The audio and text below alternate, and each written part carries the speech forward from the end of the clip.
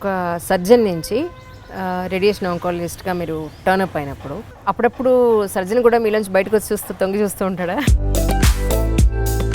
మా grand father చెప్పేవాడు, anything that you choose today you have to do it for rest of your life. Tumours ఉంటాయి, కొన్ని tumours బ్రెయిన్లో. Movie star papers రాసాయి, Salman Khan. Exactly, pain చాలా ఉంది అసలు. నేను దానికి సో సల్మాన్ ఖాన్ ఇంత చదువుకుని ఆయన వెళ్తున్నారు, ఆయన ప్రొఫెషన్లో ఆయన ఉన్నారు. నా ప్రొఫెషన్ నేను వెళ్దా ఉంటే పిల్లలు ఏంటి విమెన్ లైఫ్ అని ఎప్పుడు అనిపిస్తుందా? ఎప్పుడు అనిపించలేదు. బికాజ్ వినోద్ ఎప్పుడు సపోర్టివ్ ఉన్నారు. సార్కి ఫ్రేమ్ సరిగా పెట్టారు, లేకపోతే రేపు మనకి ఫ్రేమ్ సరిగా పెట్టలేదు అంటారు, లేకపోతే that is one of my hobbies. రీసెంట్గా తడోబా నేషనల్ పార్క్కి వెళ్ళాము, బట్ అన్ఫార్చునేట్లీ అది Covid time, so I could not shoot a tiger, so I shot only birds. పొద్దున్న లేస్తే పేషెంట్స్, ట్రీట్మెంట్స్, వాళ్ళ క్యాన్సర్ బాధలు ఇవన్నీ విని మీకు ఏమనిపిస్తూ ఉంటుంది నిజంగా? You have some helping hand, what ever is your enemy. I mean, COVID has proved that, you know, doctors are... ఇక్కడ పేషెంట్స్ అందరూ కూడా ఆయన ఒకటే అన్నారు, ఏంటంటే మా ఫ్యామిలీ మెంబర్తో మాట్లాడినట్టు ఆ కన్సర్న్ ఉంటుందండి ఆయన దగ్గర అని చెప్పని. రోజుకి ఒకటి కొత్తది నేర్చుకోవాలి. What is my source? My patient. I'm selfish, I want to learn from my patient. Plastic వాడడం వల్ల క్యాన్సర్ అనేది ఎక్కువ వస్తూ ఉంటుంది అని చెప్పి విన్నాను. బేసికలీ ప్లాస్టిక్లో ఇపాక్సీ రెజిన్స్ అనే కెమికల్స్ ఉంటాయి అన్నమాట. మీరు ఈరోజు ప్లాస్టిక్ బాటిల్లో తాగుతూనే వచ్చేది కదా క్యాన్సర్. వినోద్ కుమార్ సార్, పొద్దున్న మీ స్కెడ్యూల్ ఎస్పెషల్లీ ఎన్నింటికి స్టార్ట్ అవుతుంది? ఇట్ డిపెండ్స్ అండి. ఒక్కొక్కసారి లైక్ లేట్గా చదువుకొని పడుకుంటే I wake up around 7:30 and then... ఏంటి ఇప్పుడు కూడా చదువుకుంటారా మీరు? యా. ఇప్పుడు ఏం చదువుతారు sir? See, radiation oncology is a continuously evolving branch. So it is always man and the machine.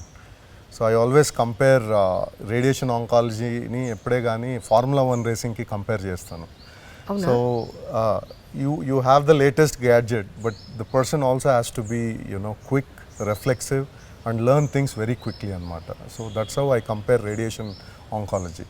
So radiation oncology branch, though it's cancer specific branch అయినా దాంట్లో the main machine part deals with quantum physics, immunology. So it deals చాలా high and subjects deal అవుతుంది కాబట్టి which are constantly changing every day. ఈరోజు ఈ mechanism correct అంటారు, next day ఇంకొక mechanism correct అంటారు. సో డెఫినెట్లీ రేడియేషన్ ఆంకాలజీలో అయితే కంటిన్యూస్గా చదవాలి.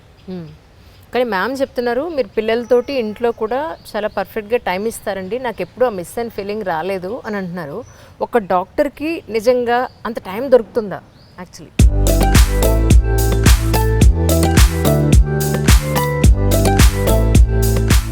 రేడియేషన్ ఆంకాలజీ మళ్ళీ ఈజ్ ఏమంటారు లైఫ్ స్టైల్ బ్రాంచ్ అంటారు. ఇప్పుడు డర్మటాలజీ, ఆఫ్థాల్మాలజీ దీనిలాగా రేడియేషన్ ఆంకాలజీలో ఎమర్జెన్సీస్ ఉండవు. సో ఇప్పుడు if you look my previous life, I was a surgeon. యుఎస్లో యూనివర్సిటీ ఆఫ్ వాషింగ్టన్ సియాటల్లో నేను సర్జికల్ రెసిడెన్సీ చేశాను. So life was very hectic. Use to wake up 3:45 in the morning. By the time ఇంటికి వచ్చేటప్పటికి 7:30 అయ్యేది. లిటరల్గా నేను నడుస్తూ తినేవాడిని, ఇంటికి వచ్చి పడుకునేవాడిని, మళ్ళీ లేసేవాడిని. Life was just like a machine, like a robot. So I said I cannot do this for my rest of my life. So I quit surgery and I'm glad that I became a radiation oncologist. అంతేనంటారా? So I chose my ఏమంటారు battle correctly and definitely ఇది ఏంటంటే it's evolving branch. Oncology and cancer incidents every year increase అవుతుంది. Every year predicted increase is 40%. Now cancer has overtaken heart diseases. So definitely we need good doctors, good equipment and good centers. Centers meaning పెద్ద building కట్టేస్తే అది పెద్ద hospital అయిపోదు. చాలా మందిలో ఈ అపోహ ఉంది, మనం పెద్ద హాస్పిటల్కి వెళ్తే కరెక్ట్గా ట్రీట్మెంట్ వెళ్తుంది అని. Hospital is more about patients and doctors. It is not about the building or the equipment. So that is what importance. ఇక్కడ in my practice I always hand held the patient. ఎప్పుడు patient call చేసినా చాలా వరకు phone ఎత్తాను, unless if I'm asleep. So that is the most practice ethos that I practised. Because ఏమంటారు like hand holding is very important క్యాన్సర్లో. ఏ పేషెంట్కైనా hand holding is important. ఒక క్యాన్సర్ పేషెంట్కి కోల్డ్ వచ్చినా ఫస్ట్ కాల్ చేసేది క్యాన్సర్ డాక్టర్కే. కరెక్ట్. సార్ మేము ఈ డాక్టర్ ఇది వచ్చింది, మేము ఈ మందు తీసుకోవచ్చా. So though they are irrelevant, but from patient point of view అది చాలా రెలవెంట్ అనిపిస్తుంది. ఎందుకంటే క్యాన్సర్ వచ్చిన తర్వాత వాళ్ళు they live in fear. So when doctors are very approachable, very hand holding, then they have that comfort. ఇప్పుడు నేను ఎప్పుడున్నా I can call this doctor on his phone, and then or somebody from his team are readily available. So they are happy, and that also boosts their confidence post cancer treatment. So అది important. అయితే మీరు ఒక సర్జన్గా వద్దు అని అనుకుని ఆ life వద్దు, నాకు కాస్త ప్రశాంతమైన లైఫ్ కావాలనుకుని ఇటువైపు వచ్చారని అనుకోవచ్చా? That is only the reason because of this way you have chosen అంటే? యా అనుకోవచ్చు, బట్ ఇప్పుడు సర్జరీలో ఏంటంటే surgery is one of the oldest branches in medicine. So initially I had a lot of passion for surgery, but then I think I got తొందరగా bore అయిపోయింది ఆ branch. Because ఇప్పుడు పాతకాలం ఏ surgery చేస్తున్నామో ఇప్పుడు కూడా అదే సర్జరీ అదేలాగా చేస్తున్నాం. మేబీ కొంచెం better modified technique, better equipment, better ICU care, better understanding ఎవరికి ఉపయోగపడుతుంది ఎవరికి ఉపయోగపడదు. But I did not see it as mentally challenging for me. And then the hard work that requires from a surgeon, the commitment that requires from a surgeon, I thought it is too much. So and then I had ఏమంటారు, they was lot of pressure from parents to come back. So coming from a family where I also have to inherit lot of responsibilities, being only son. So I have to come back. And మీరు ఒకరేనండి? I have a sister, but Yeah. most of the responsibilities that I will end up taking. So I thought radiation oncology was the best branch to balance my passion and work and family as well. So ఇంకొకటి ఏంటంటే radiation oncology అనేది it's very closer to surgery. I like anatomy, so it is very closer to anatomy. But the only difference is you are not operating, but you are radiating. So and you also work very closely with surgeons. And then brachytherapy undi, tarvata radio surgery. Ante radio surgery ante surgery kaakapoyina radio surgery lo surgery ane padam undi. So that is one of the reasons why I eventually radiation oncology తీసుకోవాలా, దాంట్లో continue కావాలా అనిపించింది surgery వదిలేసిన తర్వాత. So కానీ మీకు కష్టం అనిపించలేదు సార్? అంటే ఒక సర్జన్ నుంచి రేడియేషన్ ఆంకాలజిస్ట్గా మీరు టర్న్అప్ అయినప్పుడు అప్పుడప్పుడు సర్జన్ కూడా మీలోంచి బయటకు వచ్చి తొంగి చూస్తూ ఉంటాడా? తప్పకుండా అండి, because surgery was my passion, but radiation oncology was choice. So sometimes you have to balance between choice and what is thing. So my grandfather చెప్పేవాడు, anything that you choose today you have to do it for rest of your life. So for some reason I couldn't see myself in mirror doing surgery for quite a long time. So అందుకు I chose radiation oncology. ఎందుకంటే I thought that because of physics, ఇంటర్లో నా favourite subject physics ఉండే, తర్వాత quantum physics was even my more favourite subject. So then radiation oncology fitted everything, the love for physics and love for biology and love for innovation. So that is where today I am. And luckily నేను radiation oncology తీసుకున్నప్పుడు the equipment upgrade was suddenly huge. ఒకప్పుడు ఏంటి, just ఒక 2 parallel beams అంటాం, machine ఇటు తిప్పి just radiate చేసేవాళ్ళు అంతే. 2D రేడియేషన్ అనేవాళ్ళం. So 2D radiation or 1D radiation, that was the only technology available in the past. But today you can do anything, you can do magic with radiation oncology. So నేను jump చేసిన టైంలో that was the technological advances which were coming. So maybe ఆ టైంలో నేను కరెక్ట్గా move అయ్యాను radiation oncology. So that was a good thing. The other thing is all the technologies were immediately Indialo available unde. So that's how changing the career path which helped.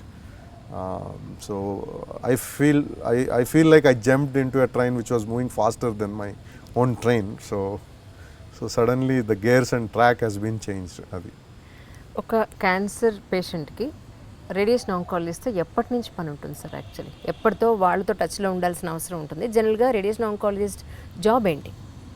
So ఇప్పుడు oncology అంటే 3 branches ఉన్నాయి. అంటే ఇంకా sub branches చూస్తే ఇంకా చాలా ఉన్నాయి. So radiation oncologist అంటే so basically to treat patient with radiation. So most of the time radiation ఆంకాలజీలో ఎలా ఉంటుందంటే there are many cancers which can be cured with radical radiotherapy. ఇప్పుడు అర్లీ లంగ్ క్యాన్సర్, తర్వాత అర్లీ థ్రోట్ క్యాన్సర్.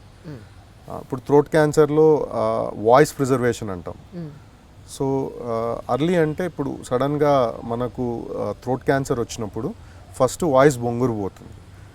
సో అది first symptom. So అప్పుడే కానీ pickup చేయగలిగితే మనం క్యాన్సర్ని, సో దానికి సర్జరీ అవసరం ఉండదు, ఓన్లీ బయాప్సీ చేస్తాము, సర్జన్స్ బయాప్సీ చేస్తారు, తర్వాత దానికి మనం రేడియేషన్ ఇస్తాము. And they live for quite a long time, 10 years ఉంటుంది క్యూర్ రేట్ ఈ క్యాన్సర్కి. తర్వాత లంగ్లో ఎల్డర్లీ 80 years 90 years స్టేజ్ 1 సర్జరీకి అర్హులు కారు, అట్లాంటి వాళ్ళకి రేడియేషన్ ఇచ్చి క్యూర్ చేస్తాము. తర్వాత నాసోఫారింగ్స్ అండ్ ఓరోఫారింజల్ క్యాన్సర్స్ అంటే హెడ్ అండ్ నెక్లో టంగ్ చీక్ క్యాన్సర్స్ కాకుండా లోపల మనం ఎక్కడైతే మింగుతామో, ఇప్పుడు ఈ సెంటర్లో వెనక భాగం ఉన్న పార్ట్స్ ఫారింగ్స్, ఓరోఫారింగ్స్ అంటాము, తర్వాత నాసోఫారింగ్స్ అంటాము, తర్వాత లారింగ్స్ అంటాము. ఈ పార్ట్స్ని రాడికల్ సర్జరీ చేయకుండా, ఎందుకంటే అవి సెంటర్ పార్ట్లో ఉంటుంది, the surgery is quiet morbid.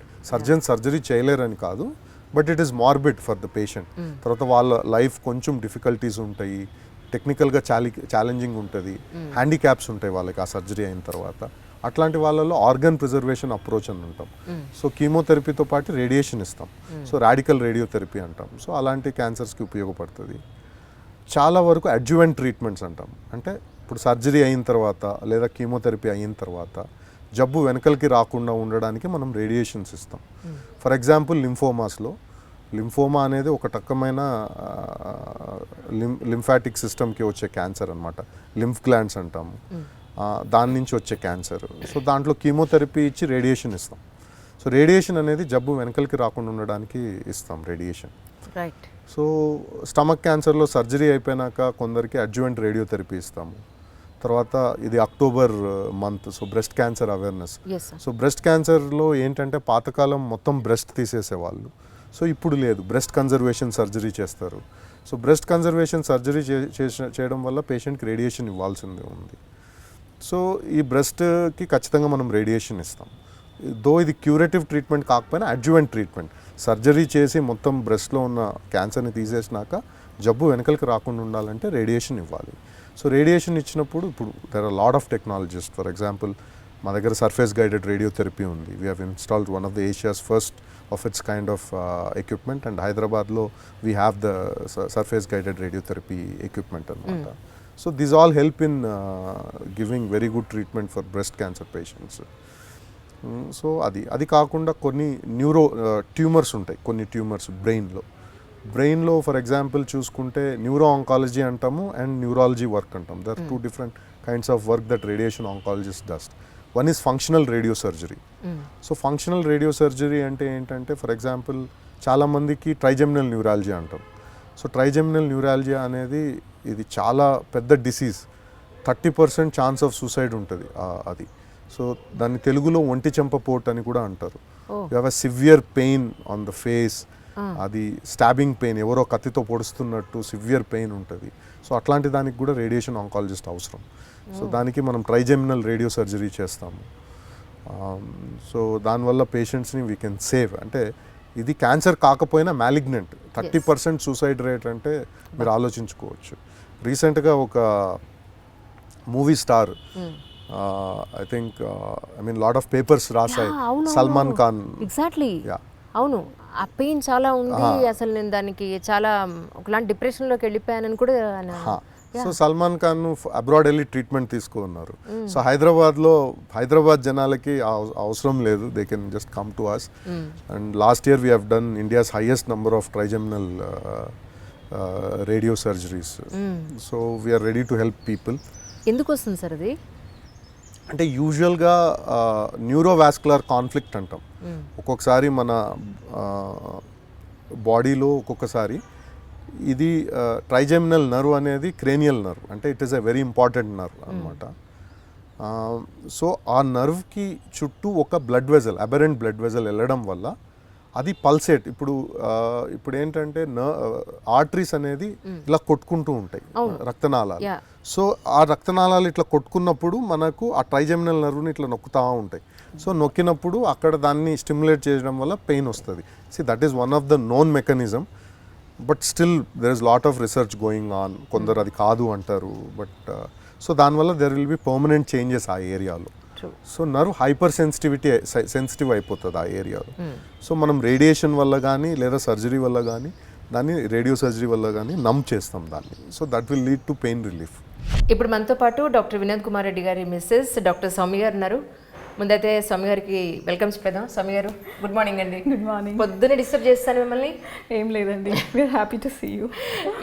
Actually ఒక డాక్టర్ని పెళ్లి చేసుకుంటే ఎలా ఉంటుంది లైఫ్? నాకేం పెద్ద డిఫరెన్స్ అనిపించలేదు, because I'm also from the same profession. Okay. So నాకు అండ్ రేడియేషన్ ఆంకాలజీ ఎమర్జెన్సీస్ ఏమి ఉండవు. సో దానికి క్వాలిటీ ఆఫ్ టైం పిల్లలతో స్పెండ్ చేసే టైం కూడా బాగుంది. సో నాకు అంత కష్టం ఏమి అనిపించలేదు. యాక్చువల్లీ మీరు డాక్టర్ కదా, Yes. సో మీరు సాక్రిఫైస్ చేశారని అనుకోవచ్చా పిల్లల కోసం, ఫ్యామిలీ కోసం?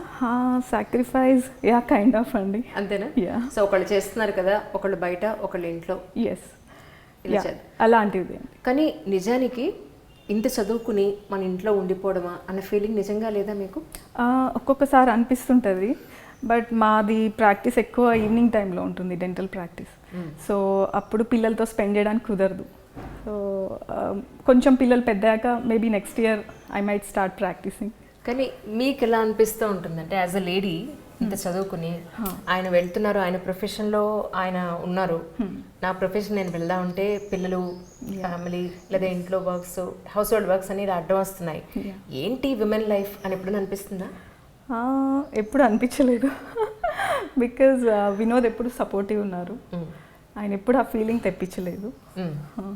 ఒక డాక్టర్ని ఇన్ కేస్, అంటే మీరు డాక్టర్ కాబట్టి మీరు అర్థం చేసుకుంటారు ఆయన ప్రొఫెషన్ని. ఇన్ కేస్ మీరు డాక్టర్ కాని పక్షంలో, ఒక అమ్మాయి డాక్టర్ కాని పక్షంలో ఒక డాక్టర్ని పెళ్లి చేసుకుంటే ఎలాంటి ఎక్స్పెక్టేషన్స్ పెట్టుకోకుండా ఉంటే మంచిది? ఎక్స్పెక్టేషన్స్ అంటే వాళ్ళు పేషెంట్స్ కోసం they have to work. So అది అర్థం చేసుకోవాలి. సో అది సో టైం ఇవ్వకపోయినా మనం దాన్ని పెద్దగా పాయింట్అవుట్ చేయకూడదు. వాళ్ళ ప్రొఫెషన్ అర్థం చేసుకోవాలి. రైట్ అండి, thank you so much really. ఆయన గురించి మాకు ఒక విషయం చెప్పండి, వినోద్ కుమార్ రెడ్డి గారి గురించి. ఆయన ద బెస్ట్ డాక్టరా, ద బెస్ట్ హస్బెండా, ద బెస్ట్ ఫాదరా, ద బెస్ట్ సన్నా అంటే ఏం చెప్తారు? First I think best father. అవునా?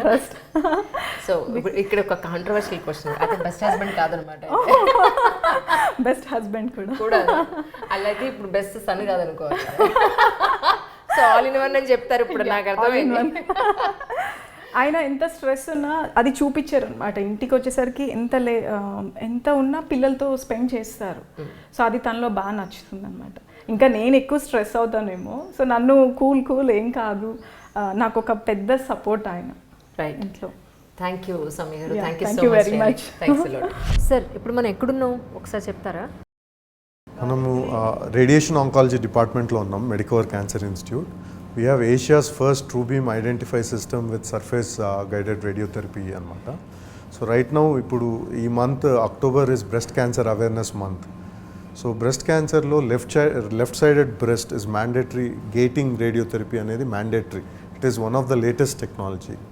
తర్వాత యూరోప్లో ఇప్పుడు సర్ఫేస్ గైడెడ్ రేడియోథెరపీ లేనిది you cannot treat patients. All the new institutes compulsory surface guided radiotherapy ఉండాలన్నమాట. సో మీరు ఇక్కడ చూస్తే ఇవాళ ఈ పేషెంట్కి గేటింగ్ జరుగుతుంది.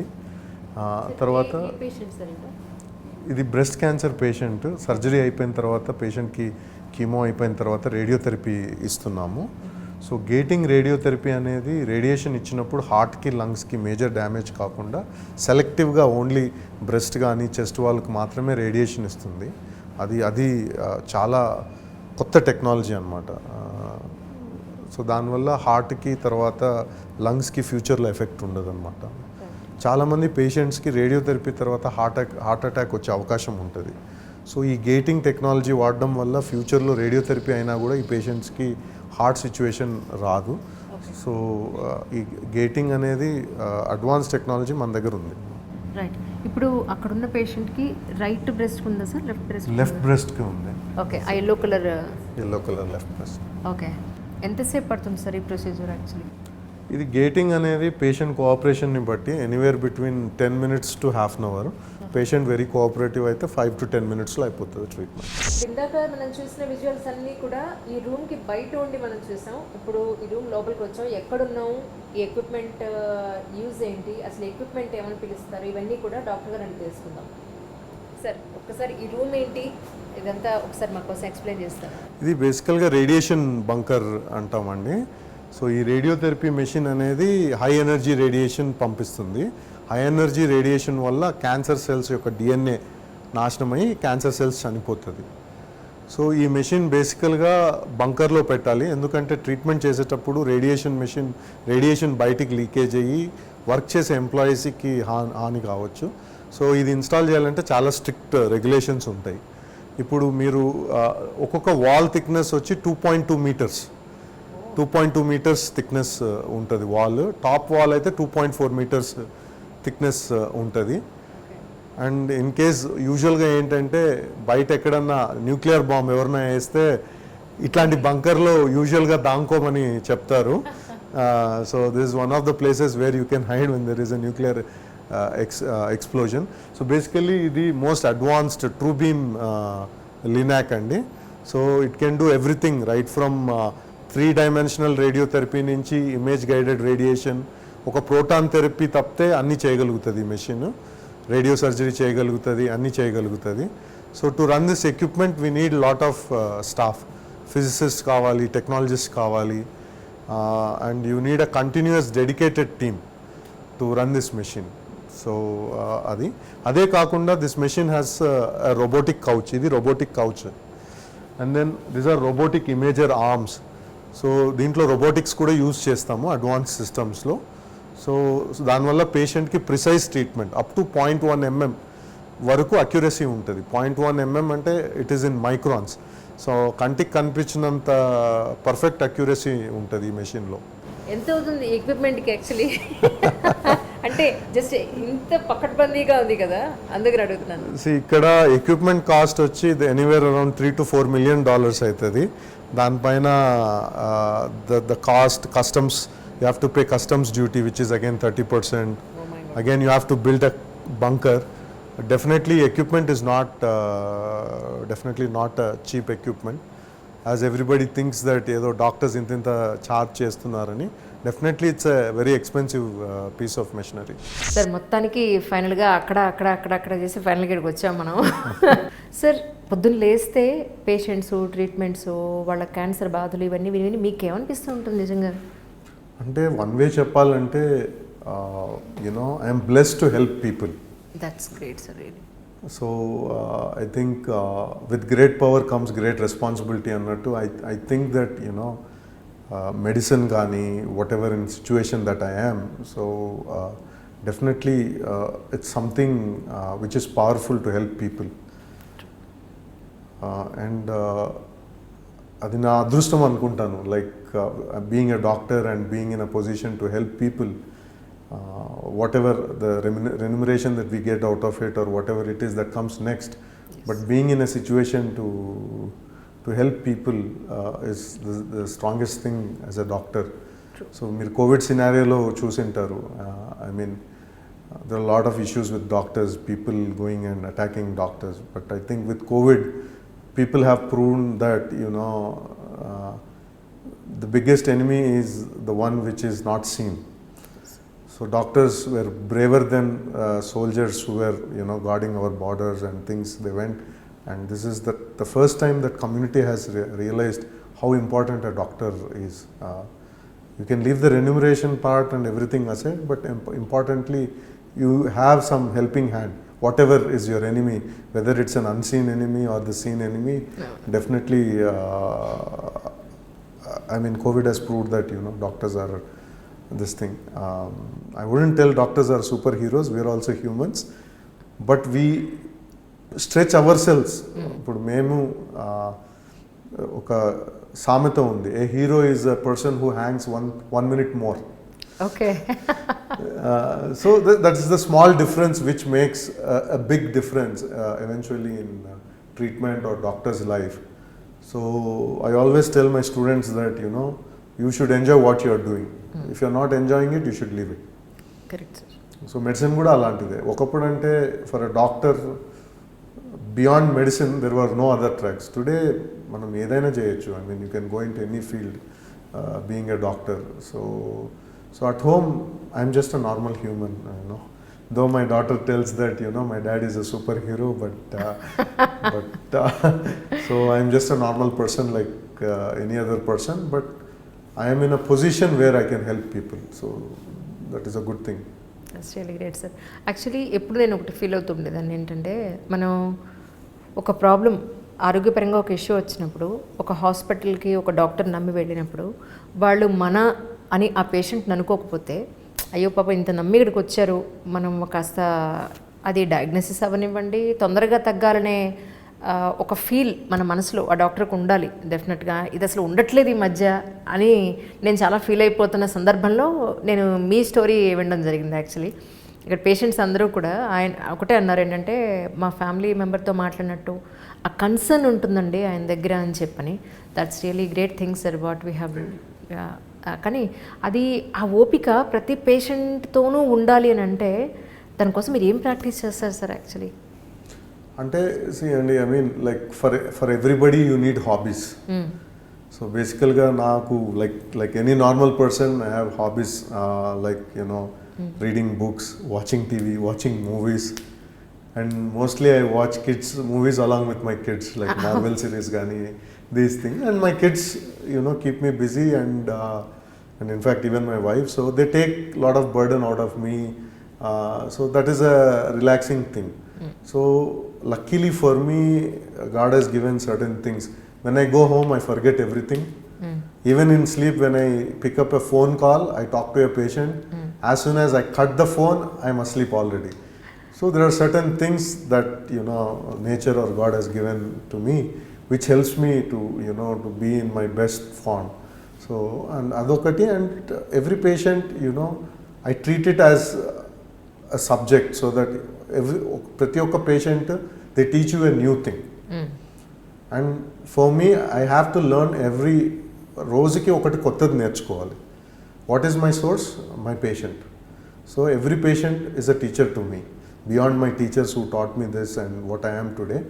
And every patient is a teacher to me. I try to learn for them. So that is the reason where I have this patience, because I'm selfish. I want to learn from my patient. So this keeps me going, and, you know, I think that's the secret. Sir, nowadays patients దగ్గర నుంచి చాలా రకాలుగా కొన్ని మాటలు వస్తుండే. ఆ doctor గారు చాలా సీరియస్ అండి, ఆ డాక్టర్ గారు మనం చెప్పింది చేయకపోతే మళ్ళీ తిడతారండి, లేకపోతే మళ్ళీ ఇంకొకసారి అతను చాలా హార్ష్గా బిహేవ్ చేస్తారండి, ఇలా కొంతమంది దగ్గర నుంచి వింటూ ఉంటాం. బట్ నిజానికి ఒక డాక్టర్ పేషెంట్తో ఉండాల్సిన విధానం అంటే, ఎస్పెషలీ క్యాన్సర్ అనేది పెద్ద ట్రామాగా ఉంటుంది అందరికీ. సో ఈ క్యాన్సర్ పేషెంట్స్కి సంబంధించిన డాక్టర్స్ అందరూ ఏదైనా స్పెషలైజ్డ్ ట్రైనింగ్ కానీ మెంటల్గా ప్రిపేర్ అవ్వడం కానీ ఉండాల్సిన అవసరం ఉందంటారా? అంటే ఇప్పుడు for example there is something called emotional intelligence. So emotional intelligence అనేది ఇండియన్ స్కూల్స్లో టీచ్ చేయరు.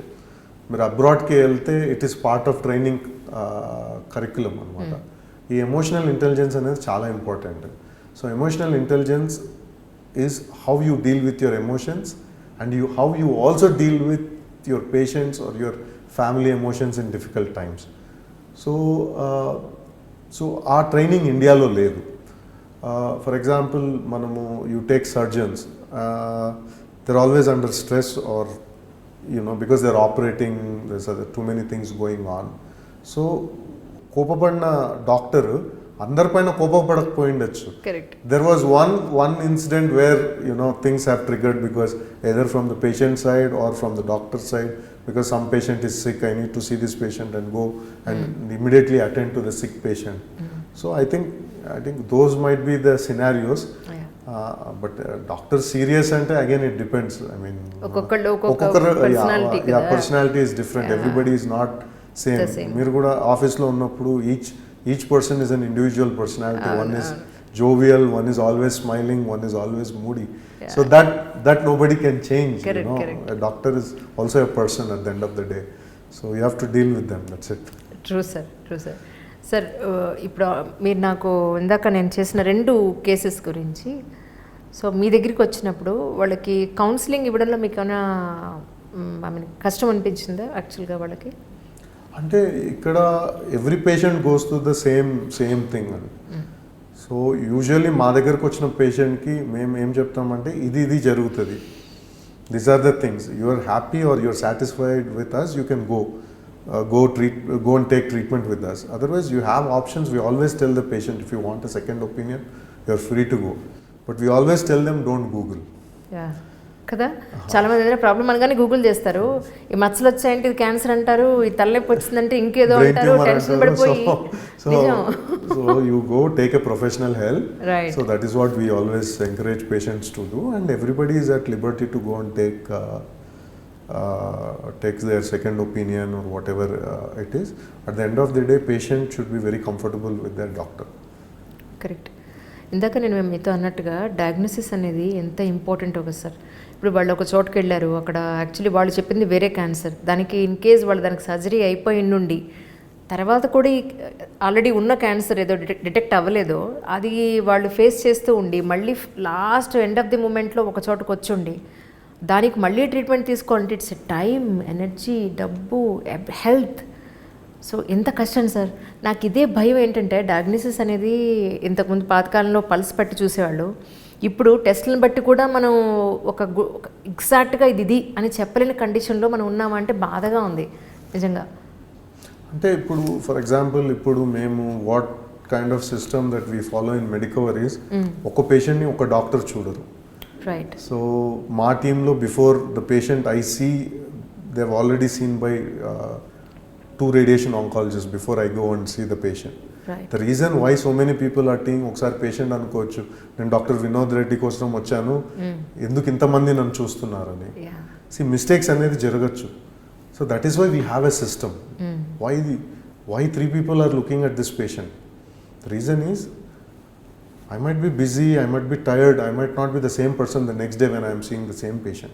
So out of 3, at least if there is a fault, one of us will pick up. Correct. I won't tell that, మేము తప్పులే చేయమని.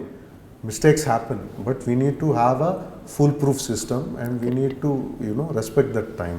Correct, sir. 100 పేషెంట్లు చూడడంలో గొప్ప ఏం లేదు. మీరు 100 పేషెంట్లు చూస్తే 100 పేషెంట్లో పొరపాటు జరగకూడదు, అది ఇంపార్టెంట్. ఇప్పుడు ఎట్లుందంటే కార్పొరేట్ సిస్టమ్ వచ్చిన తర్వాత మీరు 100 పేషెంట్స్ని చూడాలి, 1000 పేషెంట్స్ని చూడాలి అని. See, at the end of the day, it is quality which matters, not the quantity. Yeah. So, see, I believe in quality, not in quantity, and patient satisfaction. So మీరు మంచి photographer అని కూడా విన్నాను, వైల్డ్ లైఫ్ ఫోటోగ్రఫీ చేస్తారండి. సార్కి frame సరిగా పెట్టారా, లేకపోతే రేపు మనకి ఫ్రేమ్ సరిగా పెట్టలేదు అంటారు, లేకపోతే అది కంటిన్యూ చేస్తున్నారా? That is one of my hobbies. I usually travel to national parks. రీసెంట్గా తడోబా నేషనల్ పార్క్కి వెళ్ళాము, బట్ అన్ఫార్చునేట్లీ అది Covid time, so I could not shoot a tiger, so I shot only birds. In Sri Lanka I shot Wales and dolphins, and regularly ఇంటి దగ్గర ఈ capture beautiful small birds, because small bird photography is very difficult. So yeah, that also keeps me fresh doing all those things. So yeah. True. Really sir, ఈరోజు మీరు మాకు చాలా డీటెయిల్డ్గా అంటే ఒక క్యాన్సర్ పేషెంట్ ఇప్పుడు ఏదైతే మనం స్టోరీలో తీసుకున్నామో దాని గురించి అయినా కానీ, అక్కడ ట్రీట్మెంట్ గురించి కానీ, ఎక్విప్మెంట్ గురించి కానీ, you have given me proper information. Actually thank you so much sir, really you have given me a wonderful opportunity. Thank you, Andy. Thank you for your time as well, and I thank iDream Media for spending time on what doctors actually do, and thank you so much again. Sir, ఈ సందర్భంగా ఈ interview నండి iDream ప్రేక్షకులకనండి ఈ క్యాన్సర్కి సంబంధించి మీరు ఏం చెప్పదలుచుకున్నారు సార్? ఎందుకంటే ఒక ప్రాబ్లం ఉందని చెప్పని డాక్టర్ దగ్గరికి వెళ్ళినప్పుడు ఈ టెస్ట్లు ఆ టెస్ట్లు అని చెప్తారు, ఇన్ని టెస్టులు రాసిస్తారు అనేది ఒక జనాల్లో మైండ్లో ఉండిపోయింది. సో ఈ టెస్ట్లు అనవసరం కదా అన్న పాయింట్లో కూడా చాలామంది ఉంటున్నారు, మీరేముంటారు? ఇప్పుడు చాలామంది అనవసరంగా టెస్టులు రాస్తాము అంటున్నాము. ఇప్పుడు డాక్టర్కి ఎలా ఉంటుందంటే, నేను 1000 మందికి రాసి ఒక ప్రాణం కాపాడినా నాకు ఆ ప్రాణం ఇంపార్టెంటే. And that 1% who is saved because of the test is important. So అదే కాకుండా ఇప్పుడు ఫర్ ఎగ్జాంపుల్ ఈ month breast cancer awareness month, breast cancer screening. ప్రతి ఒక్కరు 40 years దాటిన వాళ్ళు they should go for breast cancer screening. Family history of breast cancer ఉన్న వాళ్ళు ఇంకా అర్లీగా బ్రెస్ట్ క్యాన్సర్ స్క్రీనింగ్కి వెళ్ళాలి. తర్వాత 50 years దాటిన వాళ్ళు ప్రతి ఒక్కరు కోలాన్ క్యాన్సర్ స్క్రీనింగ్కి వెళ్ళాలి. తర్వాత ఇది అన్నెసరీ టెస్ట్ కాదు, this is all proven and tested thing. మీకు అర్లీగా క్యాన్సర్ డయాగ్నోసిస్ అయితే సింపుల్ సర్జరీ రేడియేషన్తో అయిపోతుంది. అదే లేట్గా అయ్యిందనుకో, ఒకటి మీకు you will take extensive chemotherapy, immunotherapy and still the disease is not curable. So ఇప్పుడు మనం 1000 మంది పేషెంట్స్కి స్క్రీన్ చేసి 1,00,000 మంది స్క్రీన్ చేసి మనం 100 క్యాన్సర్స్ని పిక్ చేసినా that is very important. We are saving life. So అందుకే స్క్రీనింగ్ సేవ్స్ లైఫ్స్ అంటాం. కోలాన్ క్యాన్సర్ ఎవ్రీ 50 years తర్వాత everybody has to go for colon cancer screening. తర్వాత ఇండియాలో అయితే ఈవెన్ స్టమక్ క్యాన్సర్ కూడా కామన్ కాబట్టి after 50 years even stomach cancer స్క్రీనింగ్కి వెళ్తే better, but it is not prescribed అనమాట. తర్వాత లంగ్ క్యాన్సర్, స్మోకర్స్ ఎవరైతే మోర్ దెన్ 15 years స్మోక్ చేస్తున్నారో, అబోవ్ 50 years ఏజ్లో ఉన్నారో వాళ్ళకు కూడా లంగ్ క్యాన్సర్కి స్క్రీనింగ్కి వెళ్ళొచ్చు. సింపుల్ హెచ్ఆర్సిటీ ఉంటాం, low dose high resolution computer tomography అంటాము. So that thing we can go. మా దగ్గర 4-dimensional CT కూడా ఉంది, which can also pick minute 3 to 4 mm ఉన్నా కూడా ఇట్ కెన్ పిక్ అనమాట స్మోకర్స్లో అర్లీ క్యాన్సర్. అండ్ మనం అర్లీగా చూసి వాళ్ళని ట్రీట్ చేయొచ్చు and disease will be curable. So అదే కాకుండా సర్వైకల్ క్యాన్సర్ స్క్రీనింగ్. తర్వాత for example people who have risk, endometrial, తర్వాత ప్యాంక్రియాటిక్ క్యాన్సర్, వీళ్ళందరూ ఫ్యామిలీ హిస్టరీ ఉన్న వాళ్ళు అందరికీ రెగ్యులర్ స్క్రీనింగ్ కాదు. ఒకవేళ ఫ్యామిలీ హిస్టరీ ఉంటే they have to undergo screening. Pancreatic cancer కానీ తర్వాత ఎండోమెట్రియల్, ఓవేరియన్ క్యాన్సర్ ఉంటే ఫ్యామిలీ హిస్టరీ ఉన్న వాళ్ళు మాత్రం కంపల్సరీ స్క్రీనింగ్ రికమెండ్ చేస్తాము. సో మిగతా వాళ్ళకి అవసరం లేదు. సో రేడియో సర్జరీలో ట్యూమర్సే కాకుండా ఏవిఎం అంటాం, ఆర్టీరియో వీనస్ మాల్ఫార్మేషన్, రక్తం గూడు బ్రెయిన్లో, సో దానికి కూడా రేడియో సర్జరీ చేస్తాం. తర్వాత క్యావర్నోమా అంటాం, అది కూడా ఒక రకమైన రక్తపు గూడే, దాంట్లో కూడా రేడియో సర్జరీ చేస్తాం. బ్లడ్ క్లాట్ అంటే అది యాక్చువల్ క్లాట్ కాదు, కానీ అది ట్రీట్ చేయకపోతే బ్లీడ్ అయ్యి ప్రాణానికే హానికరం ఉండొచ్చు అనమాట. సో ఇవి క్యాన్సర్ కాదు కానీ ప్లస్ దీనికి కూడా మనం రేడియో సర్జరీ చేస్తాము. తర్వాత వెస్టిబులర్ శ్వానోమాస్ అంటాం, అది year tumour, special year tumour. అది లైఫ్ థ్రెటనింగ్ కాదు కానీ మనకు వినికిడి పోతుంది, తర్వాత స్లోగా మన ఫేస్కి సప్లై చేసే నర్వ్స్ కూడా దెబ్బతింటుంది. అట్లాంటి దానికి కూడా మనము రేడియో సర్జరీ చేస్తాము. సో ట్యూమర్స్కే కాకుండా ఇవన్నీ నాన్ క్యాన్సర్ కాజెస్ ఎక్కడ రేడియో సర్జరీ అనేది యూస్ చేస్తాం మనం, ట్రైజెమినల్ న్యూరాలజీ కాకుండా. ప్లాస్టిక్ వాడడం వల్ల క్యాన్సర్ అనేది ఎక్కువ వస్తూ ఉంటుంది అని చెప్పి విన్నాను. నిజంగానే ప్లాస్టిక్ అంత హార్మ్ఫుల్ చేస్తుందా సార్? అంటే ఏ విధంగా అంటారు క్యాన్సర్కి? అంటే ఇది యాక్చువల్లీ గుడ్ క్వశ్చన్. బేసికల్లీ ప్లాస్టిక్లో ఇపాక్సీ రెజిన్స్ అనే కెమికల్స్ ఉంటాయి అన్నమాట. So old plastic, especially plastic అనేది when it is made fresh, it is actually not that carcinogenic, but as it degrades, multiple use epoxy resins, so దానివల్ల it can be carcinogenic. నేను కొన్ని ఆఫీస్లో చూస్తుంటాను, కాఫీలు టీలు ప్లాస్టిక్ కవర్లో పోసుకుని పట్టుకెళ్ళి అక్కడికి వెళ్ళి గ్లాస్లో పోసుకుని తాగుతారు. అది హార్మ్ఫుల్ అని అంటారా మీ ఉద్దేశ ప్రకారం? ఈవెన్ ఫుడ్ కానీ ఇప్పుడు మనం ఏమంటారు కర్రీ పాయింట్స్లో వాటిలో కూడా ప్లాస్టిక్ కవర్స్లోనే వాళ్ళు వేడివేడి కర్రీస్ వేసి మనకి సర్వ్ చేస్తూ ఉంటారు. యాక్చువల్గా ఇప్పుడు మీరు you think there are two things, regular plastic ఉంటుంది, ఫుడ్ గ్రేడ్ ప్లాస్టిక్ ఉంటుంది. కానీ అది వాడేవాళ్ళు ఎవరు సార్ ఈ రోజుల్లో? ఇది ఫుడ్ గ్రేడ్ అని తీసుకునే వాళ్ళు ఎవరు? దానికి మానిటరింగ్ ఎక్కడుంది? దెర్ ఈస్ క్వాలిటీ కంట్రోల్ కదా సార్ మన ఇండియాలో. దేనికి క్వాలిటీ కంట్రోల్ అని చెప్పండి. Definitely see I would ideally you should not be using plastic, but what would you do? Option లేదు కదా. Correct. So you have to do with that. ఒక్కసారి use చేస్తూనే రాదు. మీరు ఈరోజు ప్లాస్టిక్ బాటిల్లో తాగుతూనే వచ్చేది కదా cancer. It is only one of the causes. When anything a cancer cell is formed in the body, there are multiple mechanisms. అవన్నీ దాటుకున్న తర్వాతే క్యాన్సర్ అనేది బయటపడుతుంది. Yes sir, really. సో సాధ్యమైనంత వరకు ప్లాస్టిక్ అనేది తక్కువ వాడడం అనేది ఇంపార్టెంట్. అలాగే ఆల్కహాల్ కన్సంప్షన్ కానివ్వండి, స్మోకింగ్ కానీ స్మోకింగ్ అబ్సల్యూట్లీ క్విట్ చేయాలి. ఆల్కహాల్ ఇన్ మోడరేషన్ అంటాము. So these are all important life changing activities. Exercise WHO recommends at least 30 minutes exercise for cancer prevention. తర్వాత screening. So these are all small things which are in our hand. See, genetics are not in our hand, but lifestyle modifications are in our hand, so that we can. Environmental pollution is always not in our hand. That's true. So the important thing is you need to eat healthy, maintain good diet, consume good antioxidants, అంటే colored vegetables, colored fruits, అది తినడం, exercise and healthy weight, and quit smoking. Yeah. Thank you, sir. Thank you so much for your valuable points, really. Yeah, Thanks thank a you. lot. Hi, this is Isha Chavla. This is Manara Chopra. Hi, this is Kartikeya. నేను director Teja అని. Press the bell icon for more updates. For more such videos, please subscribe to iDream. For more videos, please subscribe to iDreams. For more videos, please subscribe to iDream. And you're watching iDream Media. Please like, share and subscribe to the channel. And don't forget to subscribe to iDream. Please subscribe iDream Media. Do subscribe to iDream. Subscribe to iDream Media. Do subscribe to iDream Media. Don't forget to subscribe. Click on the button below. Don't forget to subscribe to iDream.